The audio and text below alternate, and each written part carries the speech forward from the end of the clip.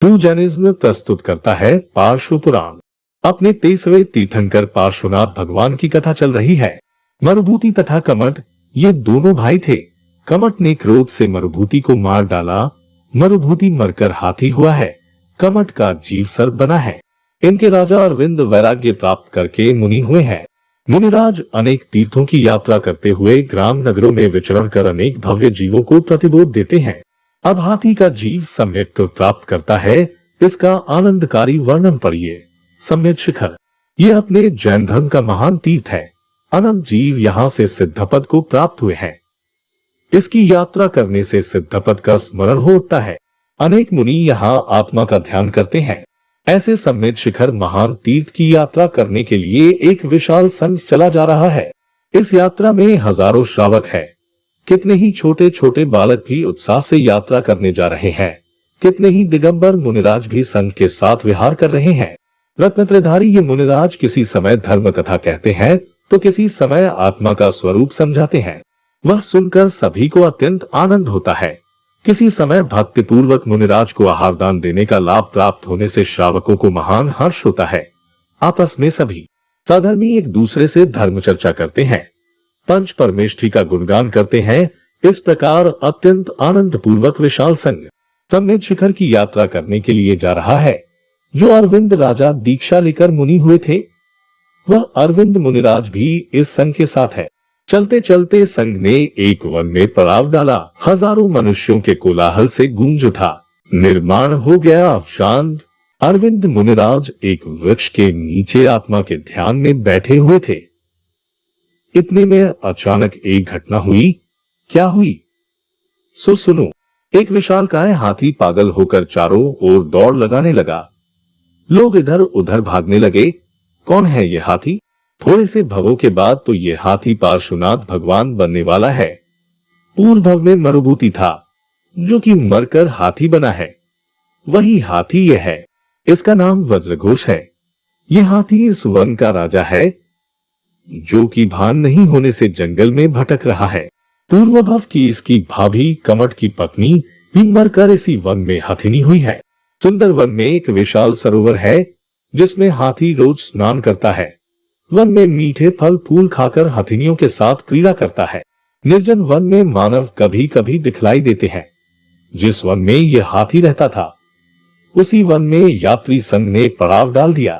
One में मानवों का भारी कोलाहल होने लगा। निर्जन वन में इतने मानव तथा वाहन हाथी ने कभी देखे नहीं थे। इसलिए मानवों को देखकर हाथी घबरा गया। पागल होकर चारों ओर दौड़ घूम करने लगा। जो कोई भी इसकी दौड़ घूम की चपेट में आ जाए, उसको मारने लगा। लोग तो चिल्लाकर हाहाकार करते हुए चारों ओर हाथी के डर के मारे भागने लगे। हाथी ने किसी को पांव के नीचे कुचल दिया तो किसी को सूंड में पकड़कर उछाल दिया। रथों को चकनाचूर तोड़फोड़ डाले। वृक्षों को उखाड़ उखाड़ कर फेंकने लगा। अनेक मानव भयभीत होकर मुनिराज की शरण में पहुंच गए। पागल हाथी चारों ओर घूमता घूमता जहां अरविंद मुनिराज बैठे थे, उस ओर चिंगारता हुआ दौड़ा। लोगों को भय लगा कि अरे, ये हाथी न जाने मुनिराज का क्या कर डालेगा। मुनिराज तो शांत होकर बैठे हैं। उनको देखते ही सूंड ऊंची करके हाथी उनकी तरफ दौड़ा। किंतु अरविंद मुनिराज की छाती में एक चिन्ह देखते ही हाथी एकदम शांत हो गया। उसको ऐसा लगा कि अरे, इनको तो मैंने कहीं देखा है। यह मेरे कोई जाने पहचाने तथा हितैषी हो। ऐसा लगता है। ऐसे विचार में हाथी एकदम शांत होकर खड़ा रह गया। उसका पागलपन दूर हो गया। वह मुनिराज के सामने सूंड झुकाकर बैठ गया। लोग तो आश्चर्यचकित हो गए कि अरे, मुनिराज के समीप आते ही यह पागल हाथी अचानक शांत कैसे हो गया। यह दृश्य देखते ही चारों ओर से लोग दौड़कर मुनिराज के पास पहुंच गए। मुनिराज ने अविज्ञान के द्वारा हाथी के पूर्व भव को जान लिया। अचानक शांत हुए हाथी को संबोधन करके कहने लगे, अरे बुद्धिमान, ये पागलपन तुझे शोभा नहीं देता। ये पशुता, ये हिंसा, इसका तू त्याग कर। पूर्व भव में तू मरुभूति था, तब मैं अरविंद राजा था। मैं मुनि हो गया हूँ। तू मेरा मंत्री था, किंतु आत्मा का भान भूलकर आर्त ध्यान से तू पशु पर्याय में उत्पन्न हुआ। अब तू चेत, आत्मा की पहचान कर। मुनिराज के अमृतमय वचन सुनकर हाथी को अत्यंत वैराग्य उत्पन्न हुआ। उसको अपने पूर्व का जात स्मरण ज्ञान हो गया। अपने दुष्कर्म के लिए उसको महान पश्चाताप होने लगा। उसकी आंखों में से अश्रुओं की धारा बहने लगी। विनय से मुनिराज के चरणों में मस्तक झुकाकर उनके सामने देखने लगा। उसके ज्ञान का अपने आप इतना उघाड़ हो गया कि वह मनुष्य की भाषा समझने लगा। मुनिराज की वाणी श्रवण करने की उसको जिज्ञासा जागृत हुई। मुनिराज ने देखा कि इस हाथी के परिणाम अभी विशुद्ध होकर इसको आत्मा को समझने की तीव्र जिज्ञासा प्रकट हुई है तथा ये एक होनहार तीर्थंकर है। इसलिए अत्यंत प्रेम से वात्सल्य से उस हाथी को उपदेश देने लगे। अरे हाथी, तू शांत हो। ये पशु पर्याय तेरा स्वरूप नहीं है। तू तो देह से भिन्न चैतन्य में आत्मा है। आत्मा के ज्ञान से रहित अनेक भवों में अनेक दुहक भोगे हैं। अब आत्मा के स्वरूप को पहचान कर सम्यक दर्शन प्रकट कर। सम्यक दर्शन ही जीव को महान सुखारी है। राग तथा ज्ञान की तन्मयता के अनुभव का अविवेक त्याग दे। तू प्रसन्न हो, सावधान हो तथा सदा उपयोग रूप स्वद्रव्य ही मेरा है, ऐसा तू अनुभव कर। इससे तुझे अत्यंत आनंद होगा। हाथी अत्यंत भक्ति पूर्वक श्रवण करता है। मुनिराज के मुख से आत्मा के स्वरूप की सम्यक दर्शन की बात का श्रवण करते हुए उसे अत्यंत हर्षोल्लास होता है। उसके परिणामों में अत्यंत निर्मलता होती जाती है। उसके अंतर में सम्यक दर्शन की तैयारी चल रही है। मुनिराज हाथी को आत्मा का परम शुद्ध स्वरूप बतलाते हुए कहते हैं कि हे जीव, तेरा आत्मा अनंत गुणरत्नों का भंडार है। यह हाथी का विशाल शरीर, ये तो पुद्गलों का है। ये तू नहीं है।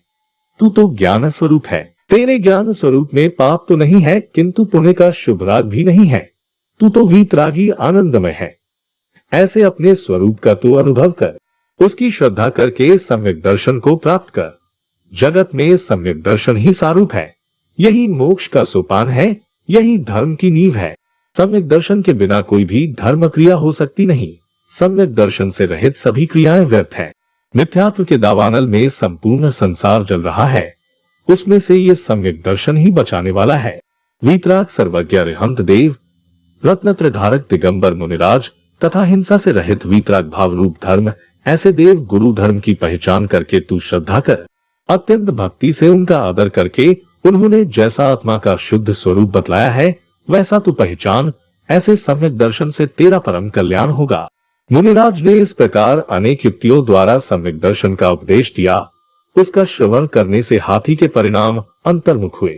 अंतर में अपने आत्मा का सच्चा स्वरूप देखकर उसको सम्यक दर्शन हुआ। परम आनंद का अनुभव हुआ। उसको ऐसा लगा कि यह अमृत का समुद्र मेरे आत्मा में हिलोरे ले रहा है। प्रभावों से भिन्न सच्चा सुख मेरे आत्मा में भरा है। क्षण मात्र के ऐसे आनंद का अनुभव होने से अनंत भवों की थकान दूर हो जाती है। ऐसे आत्मा का बारंबार अनुभव करने की इच्छा हुई। उपयोग बारंबार अंतर में एकाग्र होने लगा। ऐसे अनुभव की अचिंत्य पार महिमा का कोई पार नहीं था। बारंबार उसको ऐसा प्रमोद हो रहा था कि यह हो। इन मुनिराज ने अद्भुत उपकार करके आत्मा का मूल स्वरूप मुझे समझाया। आत्मोपयोग स्वरूप की ओर झुकने से सहज निर्विकल्प स्वरूप अनुभव में आया। चैतन्य प्रभु अपने एकत्व में आकर निजानंद में डोलने लगा। वह आत्मा का स्वरूप कोई अद्भुत है। परम तत्व को प्राप्त करके अपने चैतन्य प्रभु को मैंने अपने में ही देख लिया है। इस प्रकार सम्यक दर्शन होने के बाद हाथी के आनंद का कोई पार न रहा। उसकी आनंदमय चेष्टाएं एवं आत्म शांति को देखकर मुनिराज भी समझ गए कि इस हाथी के जीव ने आत्मज्ञान प्राप्त कर लिया है। भव को छेद करके मोक्ष के मार्ग में आ गया है। मुनिराज ने हाथ उठाकर हाथी को आशीर्वाद दिया। संख्य हजारों मानव ये दृश्य देखकर अति प्रसन्न हुए। एक क्षण ये क्या हो गया, इसको सभी आश्चर्य से देख रहे थे। आत्मा का ज्ञान होने के बाद हाथी तो अत्यंत भक्तिभाव से मुनिराज का उपकार मानने लगा। अरे, पूर्व में आत्मभान के बिना ध्यान करने से मैं पशु पर्याय को प्राप्त हुआ, किंतु अब इन मुनिराज के प्रताप से मुझे आत्मभान हो गया है। इस आत्मा के ध्यान के द्वारा अब मैं परमात्मा हो जाऊंगा। ऐसा विचार कर वह हाथी सूंड उठाकर मुनिराज को नमस्कार करता है। देखो तो सही बंधु, अपना जैन धर्म कितना महान है कि उसके सेवन से पशु भी आत्मज्ञान प्राप्त करके परमात्मा हो सकते हैं। प्रत्येक आत्मा में परमात्मा होने की शक्ति विद्यमान है, ऐसा अपना जैन धर्म बतलाता है। वाह! जैन धर्म मुनिराज के निकट सम्यक दर्शन का स्वरूप समझकर हाथी के साथ साथ अन्य अनेक जीवों ने सम्यक दर्शन प्राप्त किया। जिस प्रकार तीर्थंकर अकेले मोक्ष में नहीं जाते, अन्य अनेक जीव भी उनके साथ मोक्ष में जाते हैं। उसी प्रकार यहाँ तीर्थंकर के आत्मा को सम्यक दर्शन प्राप्त होते समय अन्य अनेक जीवों ने भी उनके साथ सम्यक दर्शन प्राप्त किया। चारों ओर धर्म का जय जयकार होने लगा। थोड़े समय पहले जो हाथी पागल होकर हिंसा करता था, वही हाथी अब आत्मज्ञानी होकर शांत हिंसक हो गया है। मुनिराज के निकट धर्म श्रवण की अभिलाषा से आतुरता पूर्वक उनके सामने देख रहा है। अनेक श्रावक भी उपदेश श्रवण करने के लिए बैठे हुए श्री मुनिराज ने मुनिधर्म तथा श्रावक धर्म का उपदेश दिया। सम्यक दर्शन तथा आत्मज्ञान होने के बाद जब चारित्र दशा होती है, अर्थात आत्मा का प्रचुर स्वसंवेदन होने लगता है, तब मुनिदशा होती है। ये मुनि उत्तम समाधि 10 प्रकार के धर्मों का पालन करते हैं। अहिंसादिक 5 पाप उनके किंचित भी नहीं होते, अर्थात अहिंसादिक 5 महाव्रत उनको होते हैं। सम्यक दर्शन होने के बाद जो जीव मुनि नहीं हो सकते, वह जीव श्रावक धर्म का ग्रहण करते हैं। उनके आत्मज्ञान सहित अहिंसा इत्यादि 5 अनुव्रत होते हैं। त्रियन जगति में भी श्रावक धर्म का पालन हो सकता है। इसलिए हे गजराज, तुम श्रावक धर्म अंगीकार करो। मुनिराज से धर्म का उपदेश श्रवण करके अनेक जीवों ने व्रत धारण किए। हाथी को भी ऐसी भावना जागृत हुई कि अगर मैं मानव होता तो मैं भी उत्तम मुनिधर्म को अंगीकार करता। इस प्रकार मुनिधर्म की भावना से श्रावक धर्म अंगीकार किया, अर्थात मुनिराज के चरणों में नमस्कार करके उसने 5 अनुव्रत अंगीकार किए। वह श्रावक बना। सम्यक दर्शन प्राप्त करके श्रावक होने के बाद वज्रघोष हाथी बारंबार मस्तक झुकाकर अरविंद मुनिराज को नमस्कार करने लगा तथा उपकार मानने लगा। हाथी की ऐसी धर्म चेष्टा देखकर श्रावक बहुत हर्षित हुए। जब मुनिराज ने घोषणा की कि इस हाथी का जीव आत्मा की प्राप्ति करता हुआ भक्त क्षेत्र में 23वां तीर्थंकर होगा, तब तो सभी के हर्ष का पार नहीं रहा। हाथी को धर्मात्मा समझकर अत्यंत वात्सल्यता पूर्वक उसको निर्दोष आहार देने लगे। यात्री संघ ने थोड़े समय तक उस वन में विश्राम करने के बाद सम्मित शिखर की ओर प्रयाण किया। हाथी का जीव कुछ भवों के बाद इसी सम्मित शिखर से मोक्ष प्राप्त करने वाला है, जिसकी की यात्रा करने संग रहा है। अरविंद मुनिराज भी संघ के साथ विहार करने लगे। तब हाथी भी अत्यंत विनय पूर्वक अपने गुरु को पहुंचाने के लिए थोड़ी दूर तक पीछे पीछे गया। अंत में बारंबार मुनिराज को नमस्कार करता हुआ गदगद भावों से वापस अपने वन में आया। हाथी अब पंचव्रत सहित निर्दोष जीवन व्यतीत करता है। स्वयं ने जिस शुद्धात्मा का अनुभव किया, उसको बारंबार चिंतन करता है। किसी भी जीव को वह दुखी नहीं करता। जिससे हिंसा हो वैसा भोजन वह नहीं करता है। शांत भाव से रहकर सूखे हुए घास पत्ते फल खाता है। किसी समय उपवास भी करता है। चलते समय देख देख कर पांव रखता है। हथनियों का संग उसने त्याग दिया। विशालकाय होने के कारण अन्य जीवों को दुहक नहीं पहुंचे, इसलिए अपने शरीर को अधिक चलाता नहीं है। वन के प्राणियों के साथ शांति से रहता है। पूर्वभव का उसका भाई कमट, जो कि क्रोध से मरकर तीव्र विषैला सर्प बना, वह भी इसी वन में रहता है और जीव जंतुओं को मारकर खाता रहता है। एक दिन हाथी को प्यास लगी, इसलिए वह पानी पीने के लिए सरोवर के समीप गया। तालाब के किनारे वृक्षों पर अनेक बंदर रहते थे। वह इस हाथी को देखकर अत्यंत प्रसन्न हुए। सरोवर का निर्मल जल देखकर हाथी पानी पीने के लिए सरोवर में उतरा, किंतु उसके पांव गहरे कीचड़ में धंस गए। जो जो कीचड़ में से निकलने का प्रयास करता, त्यों-त्यों पांव अधिक कीचड़ में गहरे धंसते गए।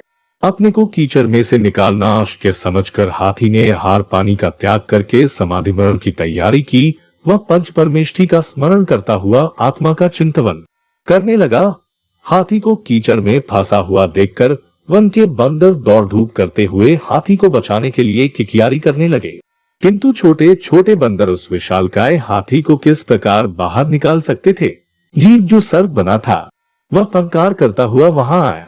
हाथी को देखते ही पूर्वव के वैर के संस्कारों के कारण तीव्र क्रोधित होकर दौड़कर हाथी को डस लिया। कालकूट विष वाले सर्प के द्वारा उसे डसे जाने के कारण हाथी को तीव्र विष चढ़ गया और कुछ ही समय में उसका मरण हो गया। परंतु उस समय उसने पूर्वभव के समान आर्त ध्यान नहीं किया, किंतु आत्मज्ञान सहित धर्म की उत्तम भावना का चिंतन करते हुए समाधि मरण करके शरीर को त्याग कर 12वें स्वर्ग में देव बना। सर्प ने हाथी को डसा देखकर बंदरों ने अत्यंत क्रोधमान होकर उस सर्प को मार डाला। पापी सर्प आर्त ध्यान से मरकर 5वें नरक में गया। एक समय के दोनों सगे भाई, किंतु अपने अपने पुण्य पाप के अनुसार एक स्वर्ग में जाता है तो दूसरा नरक में जाता है।